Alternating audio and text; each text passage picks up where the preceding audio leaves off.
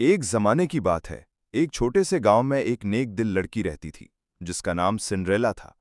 उसकी मां बचपन ही में इंतकाल कर गई थी और उसके वालिद ने दूसरी शादी कर ली। सौतेली मां बड़ी जालिम थी। उसकी दो बेटियां थीं जो हर वक्त सिंड्रेला को तंग करती। सिंड्रेला दिन रात महल के कामकाज में मसरूफ रहती। बर्तन धोना, झाड़ू देना, कपड़े धोना और सबके जूते साफ करना, ये सब उसके जिम्मे था। सौतेली माँ और बहनें आराम से रहती और सिंड्रेला को नौकरानी की तरह इस्तेमाल करती। एक दिन खबर आई कि बादशाह के महल में एक शानदार दावत हो रही है। शहजादा अपने लिए दुल्हन तलाश करना चाहता था और मुल्क की तमाम लड़कियों को उस महफिल में आने की दावत थी। सौतेली माँ और उसकी बेटियां बहुत खुश हुईं। उन्होंने नए कपड़े सिलवाए, जेवर पहने और महफिल की तैयारी करने लगीं।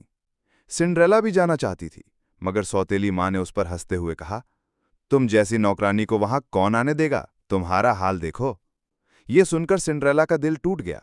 जब सब लोग महफिल में चले गए तो वो अकेली बावर्ची खाने में बैठकर रोने लगी। अचानक रोशनी की एक किरण चमकी और एक परी नमूदार हुई।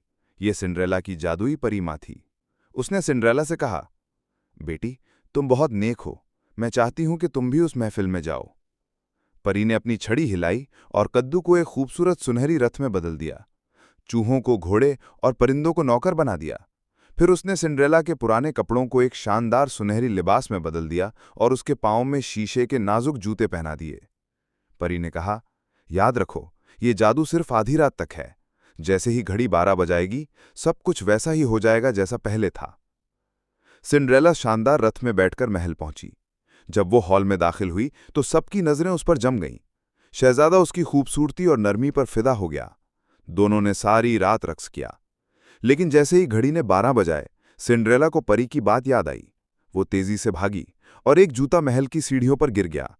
शहजादे ने जूता उठा लिया और सोचा, ये वो लड़की है जिसे मैं अपनी दुल्हन बनाऊंगा।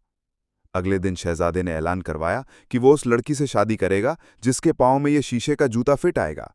पूरे मुल्क की लड़कियां जूता पहनने आईं, मगर किसी के पांव में वो नहीं आया। आखिरकार शहजादा सिंड्रेला के घर पहुंचा। सौतेली बहनों ने बहुत कोशिश की, मगर जूता उनके पांव में नहीं आया। फिर शहजादे ने कहा, घर की बाकी लड़की को भी बुलाओ। सिंड्रेला शर्माते हुए आई और जैसे ही उसने जूता पहना, वो बिल्कुल फिट आ गया। शहजादा खुशी से मुस्कुरा उठा। सौतेली माँ और बहनें हैरान रह गईं। यूं सिंड्रेला को उसकी नेक दिली और सब्र का सिला मिला। शहजादा उसे महल ले गया और दोनों की शादी हो गई। सिंड्रेला ने अपनी जिंदगी खुशी और सुकून से गुजारनी शुरू